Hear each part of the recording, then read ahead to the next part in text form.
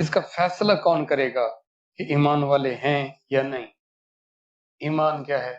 In short اگر عرض کروں تو وہ یہ ہے اللہ سے محبت، عملی محبت، عملی محبت کا جذبہ، وہ آپ کے اندر جو پوٹینشیل ہے، وہ جو پیشن ہے آپ کا کسی سے محبت، کسی سے تعلق کے لیے عمل کرنے کا، ایسی چیز جو اندر سے کیا ہو، موجود ہو، بلکہ تیار ہو، وہ عمل کے لیے بے چین ہو، وہ ہے آپ کا ایمان۔ اب اس کا فیصلہ کون کرے گا؟ کون بتائے گا؟ وہ بتائے گا جو آپ کے انر کو جانتا ہے، کیونکہ یہ اندر موجود ہوتا ہے، یہ جذبہ، یہ پیشن آپ کے اندر موجود ہوتا ہے، آپ کے اندر ہوتا ہے یا نہیں ہے، کتنا ہے؟ وہ تو وہی بتا سکتا ہے نا جو آپ کے انر کو جانتا ہو، اور اللہ کی ذات ہے۔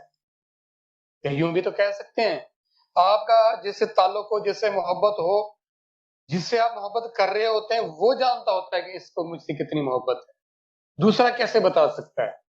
دوسرا تو کچھ ایسے کام دیکھے گا، چیزیں دیکھے گا، وہ اپنے لیول سے دیکھے گا، اپنے اینگل سے دیکھے گا، سوچے گا، لیکن جس سے آپ کا تعلق ہوگا وہ بھرپور جانتا ہوگا۔ دو شرطیں ہیں نا، ایک تو یہ ہے کہ وہ اس کو آپ کی جو چیز جہاں پڑی ہے اس تک رسائی بھی ہو، اور اس کا اس سے واسطہ بھی ہو۔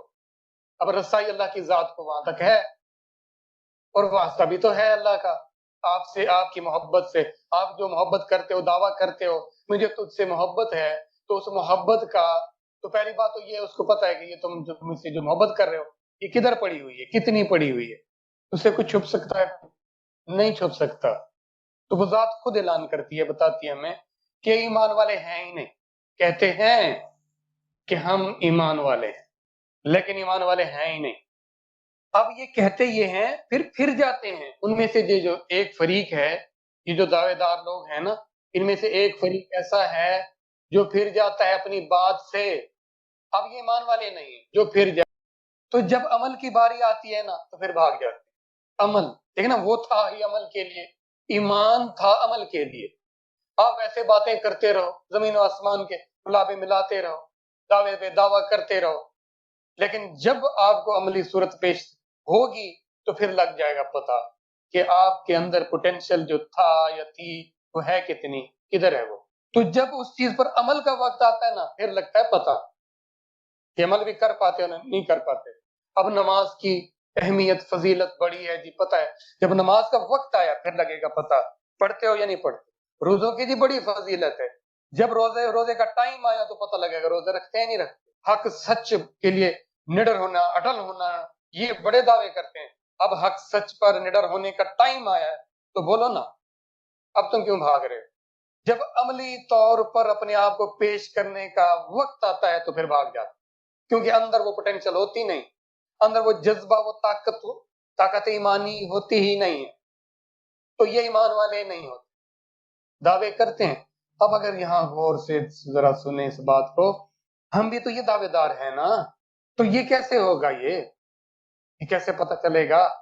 تو اللہ کی ذات کے ہاں کیا ہم ایمان والے ہیں یا نہیں؟ میری دنیا جہان میری تعریف کرتی رہے، مجھے اس سے کوئی غرض نہیں۔ بات یہ ہے کہ مجھے جس سے محبت ہے، جس سے تعلق کا دعویٰ ہے، وہ بھی اس بات کو تسلیم کرنے کے لیے ہیں یا نہیں ہے، وہ بھی اس بات کو مانتے ہیں یا نہیں مانتے۔ اصل بات یہ ہے، تو اس بات کو پیش نظر رکھنا ہے کہ میرا تعلق اللہ سے ہے، اور میرے سارے کے سارے اعمال قبول کرنے والی ذات اللہ کی ذات ہے، میں نے اس ذات کے لیے کرنا ہے سب کچھ، کیونکہ قبول کرنے والی وہی ذات ہے، اجر دینے والی وہی ذات ہے۔ اجر کا تو ویسے آپ دماغ میں لایا ہی نہ کریں، کیونکہ جو محبت ہوتی ہے نا وہ اجر پہلے نہیں دیکھتی کہ میرا اجر کیا ہے اس معاملے میں، یہ تو تجارت ہوتی ہے جو سوچتی ہے کہ اس سے مجھے کیا ملنا ہے۔ کیا آپ اللہ سے محبت کر رہے ہو یا تجارت کر رہے ہو؟